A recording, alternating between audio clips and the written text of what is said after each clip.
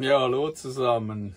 In diesem Video zeige ich euch, wie man die Bremsscheiben an einem Mercedes Vario 4x4 vorne ersetzt. Es ist eigentlich ein Wiederholungsvideo, es war als Teil in einem anderen Video drin, aber ich habe es auf Wunsch eines Schreibers jetzt rausgepickt, damit man es auch besser findet in YouTube. Und jetzt könnt ihr das eigentlich als Einzelproduktion ansehen. Danke fürs Zuschauen. So, jetzt geht's an die Bremsscheiben. Die Bremsscheiben müssen ersetzt werden, weil ich habe hier da das Problem mit dem Rattern. Ihr seht jetzt das Video in vierfacher Geschwindigkeit, damit es nicht zu lange dauert. Also, zuerst müssen mal die Klötze raus. Dann die Bremskolben ein bisschen reindrücken, damit man die Klötze rausbringt. Das mache ich an den Bremsklötzen, drücke ich rein. So, gucken, ob die Bremszange sich gut bewegt. Und jetzt drücke ich über die Bremsscheiben, die werden ja sowieso ersetzt, sonst sollte man das nicht so machen, drücke ich die Kolben rein. Und den anderen Kolben muss man aber dann auch noch gegenhalten, sonst geht der wieder raus. Ja, und dann hier die 4 Schrauben lösen.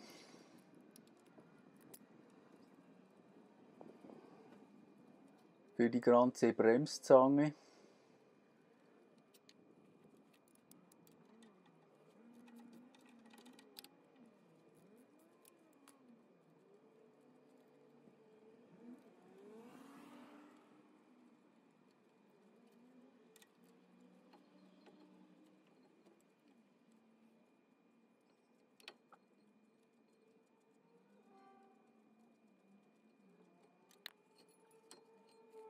Dann kommt sie weg und dann legt man sie einfach auf die Blattfeder rauf. Ihr seht sie da oben. Und jetzt muss die Radnabe weg. Da macht man zuerst den Deckel weg. Rundherum alle Schrauben lösen. Ich habe sie schon vorher angelöst.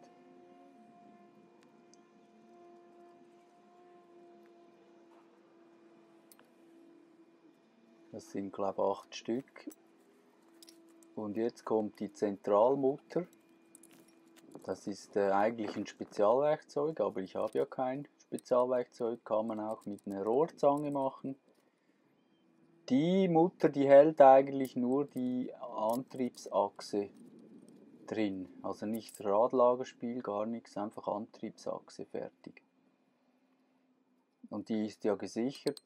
Da muss man zuerst die Sicherungen aufbiegen und dann kann man sie lösen. Und dann hat man auch die Position, man kann sie dann wieder so fest anziehen, wie sie vorher gesichert war. Mit einem Keil, ihr habt es gesehen, muss man die Platte da rauskriegen. Die hält auch nicht fest, hat ein bisschen Dichtstoff drin. Und jetzt muss man die Kontermutter lösen. Da gibt es ein Spezialwerkzeug, habe ich aber nicht. Dann nehme ich einfach einen Meißel, und zwar einen stumpfen Meißel, damit dieser Ring nicht so beschädigt wird. Da muss man natürlich zuerst die Sicherung lösen. Da ist eine Sicherung dran, die muss man nach hinten biegen, habt ihr vorher gesehen. Und dann kann man die mit dem Hammer eigentlich einfach so gegen Uhrzeigersinn schlagen und dann löst sie sich. Das ist nur die Konterschraube und nach dieser kommt dann die Schraube bzw. die Mutter, um das Radlagerspiel einzustellen. Jetzt muss zuerst diese Kontermutter weg. Die hat zwar ein gewisses Drehmoment, aber auch da kann man einfach wieder die Einstellung übernehmen, so wie es war.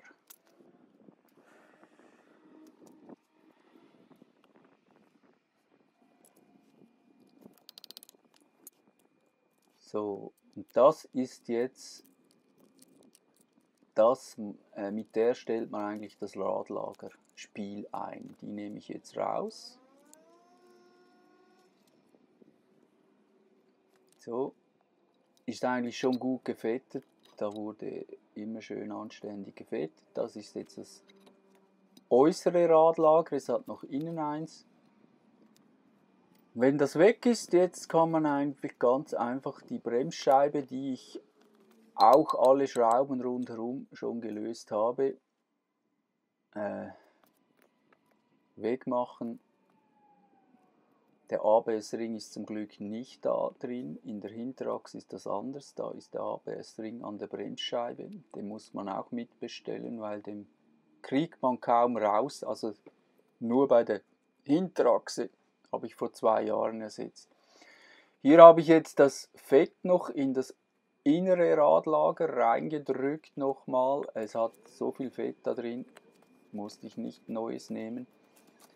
Und einfach damit es nochmal im Radlager drin ist, habe ich da mit den Fingern das reingedrückt. Es gibt da einen Simmering, den habe ich jetzt aber drin gelassen.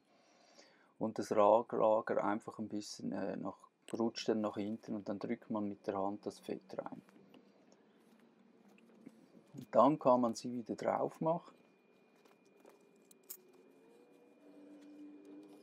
So, jetzt rutscht sie aber nicht ganz nach hinten, die verkantet sich. Ihr seht, geht nicht weiter, nicht schlimm. Dann macht man einfach das Radlager, natürlich gut fetten, meins war schon super gefettet. Macht man wieder rein, dann jetzt nur provisorisch die Kappe drauf und mit der schlage ich es jetzt mit Gefühl zurück, dass es ganz reinrutscht. Jetzt ist es drin, weil die verkantet sich und dann geht es nicht rein.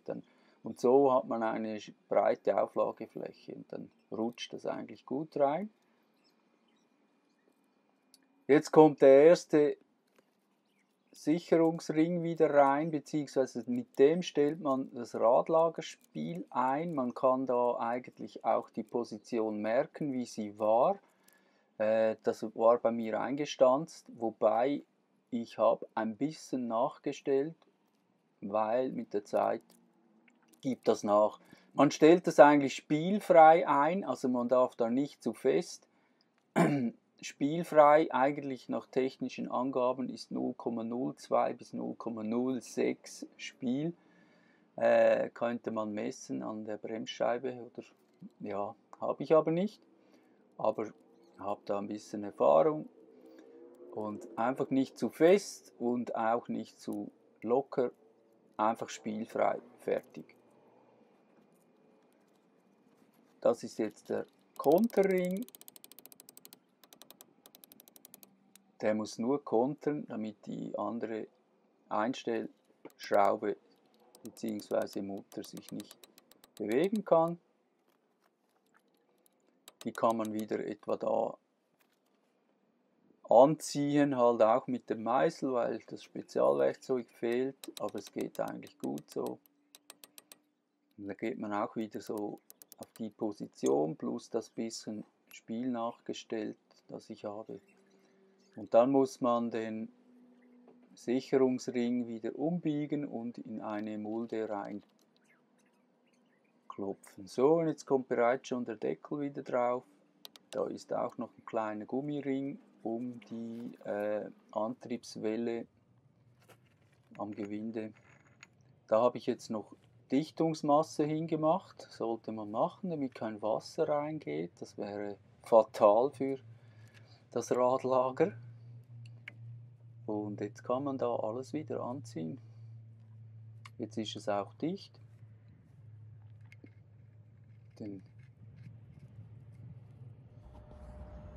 Ja, man muss nicht immer eine Werkstatt haben.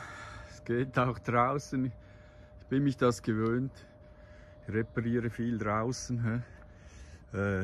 Ja, gestern hatte ich ja alles zusammen gemacht, in einem Schnellvideo euch gezeigt. Jetzt kommt noch die leichte Sache, Bremsscheiben reinigen und dann die Zange wieder montieren. Ja, sind sie ersetzt, war gar nicht so schwer. Und ja, arbeite ich mal weiter. So, jetzt geht es noch an die Bremszangen, jetzt werden die wieder montiert. Einfach wieder die 4 Schrauben auf der Seite, ich glaube 18 mm, hinmachen. Natürlich im Schnelltempo mit 8-facher Geschwindigkeit. Sonst wird es zu langweilig, also ich arbeite nicht so schnell, wie es da aussieht. Gut anziehen halt. Da gibt es natürlich Drehmomente, aber ja, ich habe das im Gefühl eigentlich. Dann hier die Flächen, die Auflageflächen reinigen. Einfach, da habe ich einen flachen Schraubenzieher, reinigen. So, und die Bremszange muss natürlich auch laufen. Und dann die Bremsklötze habt ihr gesehen, die müssen eingefettet werden mit Kupfer, Silber oder Keramikfett. Habe ich schon gemacht. Und dann kommt eigentlich nur noch die Platte drauf, die die Bremsklötze einfach drin hält. Wir haben die nicht als Funktion. Und natürlich auch noch die Kontaktanzeige, Verschleißanzeige noch reinstecken wieder. So, das war's. So, wie ihr seht, war das gar nicht so schwer. Vieles ist machbar, ein bisschen Geduld und ein bisschen technische Improvisation. Ich habe schon ein Differential in Tunesien auseinandergenommen auf der Straße, weil die Differentialsperre blockiert hatte in der Wüste. Also es ist vieles möglich. Schön wart ihr wieder dabei und wenn es euch gefallen hat, Daumen hoch und ja, bis zum nächsten Video. Okay, tschüss.